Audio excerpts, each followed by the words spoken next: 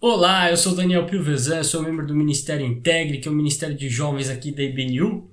Hoje vamos conversar um pouquinho sobre comunidade da fé, qual que é o seu propósito, será que nós precisamos estar dentro de uma comunidade da fé? Com base nesse livrinho aqui, O Evangelho na Vida, do Timothy Keller, no capítulo 4, que trata sobre a comunidade. Te convido a dar uma olhadinha aqui nos nossos vídeos anteriores, sobre os capítulos anteriores desse livro e também sobre outros livros do Timothy Keller, como Encontros com Jesus, Gálatas para Você e tantos outros mais. Bom, o Timothy Keller ele começa aqui a sua reflexão a partir do texto de 1 Pedro, capítulo 2, versículo 9. E lá diz assim: vocês, porém, são geração eleita, sacerdócio real, nação santa, povo exclusivo de Deus, para anunciar as grandezas daquele que os chamou das trevas para a sua maravilhosa luz. Bom, esse texto é fantástico, porque ele está nos ensinando qual que é todo o propósito da comunidade da fé. Primeiro, vamos dar uma analisada aqui nesse termo, nação santa. Bom, nação santa, o que a palavra santo significa? Significa separado, chamado por Deus para um propósito específico. Bom, e temos também uma outra palavra-chave nesse texto, que é a palavra sacerdócio, que aí ele completa com sacerdócio real. O que é um sacerdócio? O sacerdote, ele é aquela pessoa envolvida ali no culto, no Antigo Testamento, para apresentar os sacrifícios a Deus, para fazer a expiação pelo pecado. Eram pessoas que estavam ali administrando todo o culto que Deus ordenou ali no Antigo Testamento. E são pessoas, portanto, envolvidas no serviço de levar o povo a Deus.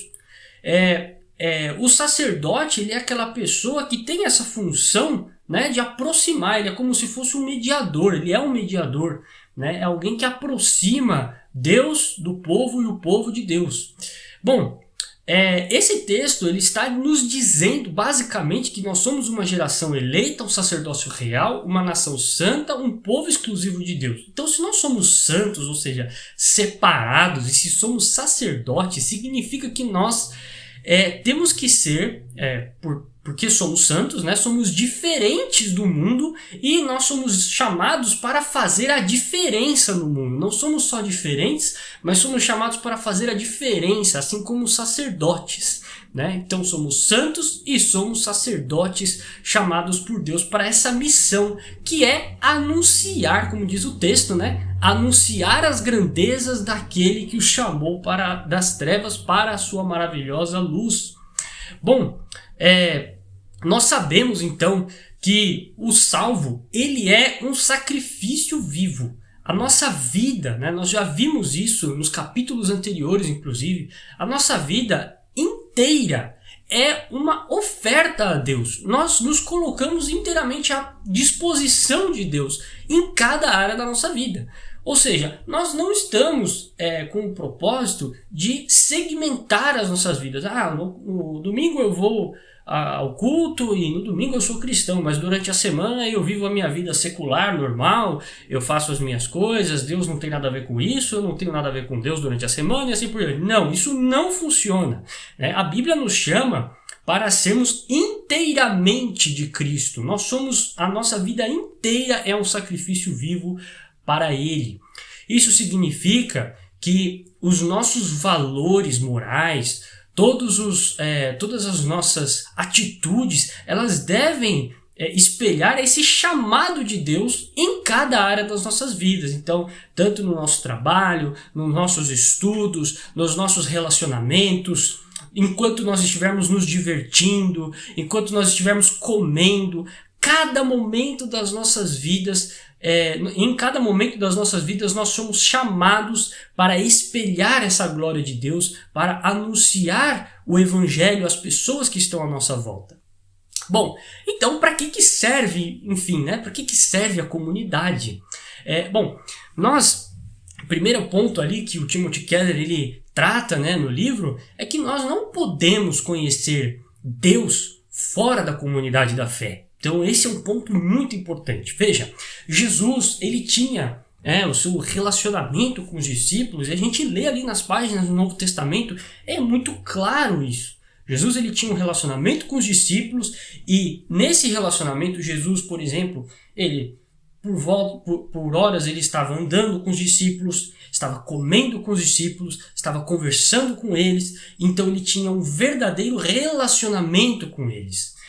Jesus até, ele se envolve na vida emocional, na vida pessoal dos discípulos de forma muito profunda. Quer dizer, existe ali um verdadeiro relacionamento e na nossa comunidade da fé, esses relacionamentos eles podem acontecer de forma profunda. Nós podemos nos aprofundar nos relacionamentos com os nossos irmãos, com as pessoas que estão ali dentro da comunidade da fé, porque se nós não tivermos um relacionamento ali, nós não poderemos aplicar aquilo que nós aprendemos da palavra de Deus. Então tudo aquilo que a palavra de Deus nos ensina a perdoar, a amar, a agir em favor do próximo, tudo isso vai acontecer dentro de uma comunidade da fé, e ali nós aprenderemos uns com os outros. Nós teremos uma profundidade de relacionamento uns com os outros, e assim poderemos conhecer a Deus com profundidade. Além disso, nós não temos como ser transformados, a nossa vida, o nosso coração não tem como ser transformado se nós não participarmos de uma comunidade. Porque o nosso caráter, ele é moldado principalmente naqueles momentos, ou com aquelas pessoas com quem nós comemos, com quem nós conversamos, com quem nós nos divertimos. Então, veja, esse relacionamento é importante com os irmãos, com a comunidade da fé, justamente para que o nosso caráter receba toda essa carga, todo esse envolvimento de todo o nosso ser, para que nós possamos ser cada vez mais moldados conforme a imagem do nosso Senhor Jesus Cristo.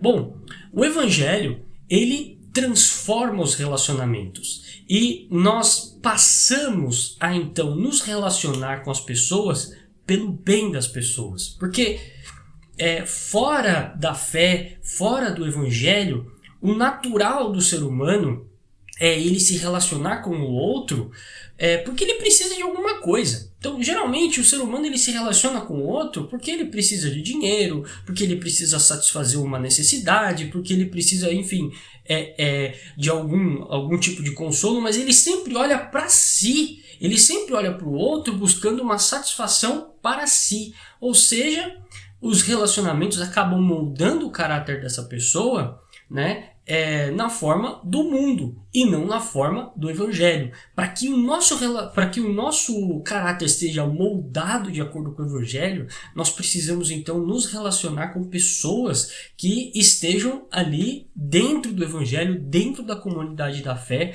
para que então nós possamos nos relacionar com as pessoas pelo bem delas e não pela nossa própria satisfação.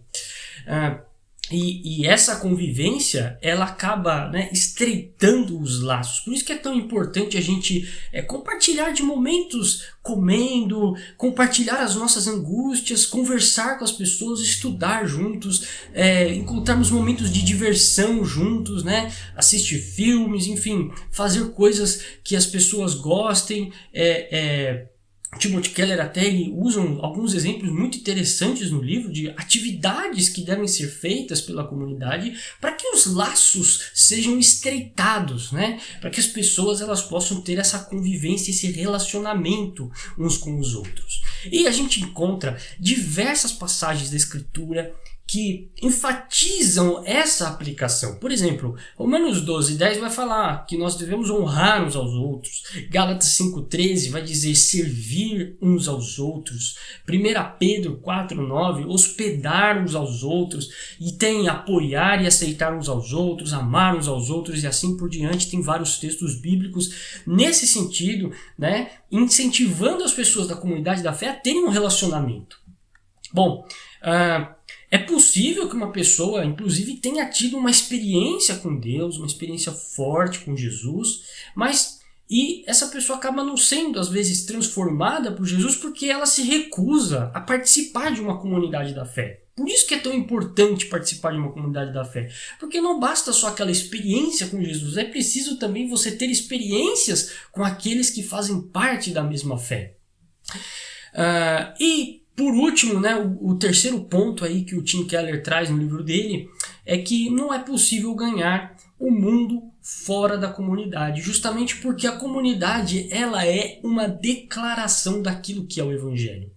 E como é que nós iremos, né, transformar o mundo em que nós vivemos se nós não tivermos essa declaração e essa prova viva de que o Evangelho existe, de que o Evangelho é real, de que o Evangelho realmente salva as pessoas? Como é que nós iremos, né, pregar para o mundo somente na teoria, baseados apenas em pregações, em mensagens evangelísticas? Não.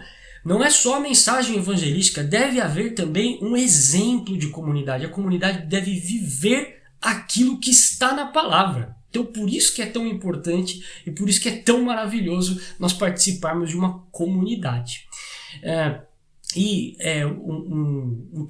Um último ponto aí a respeito desse assunto, que é bastante interessante, é que em João 17:23, Jesus ele ora, né? Ele ora assim, que eles sejam levados à plena unidade para que o mundo saiba que tu me enviaste e os amaste como igualmente me amaste. Então veja, Jesus ele ora ao Pai pedindo justamente que a igreja tenha essa unidade, né? Para que o mundo saiba o amor que Deus tem por nós.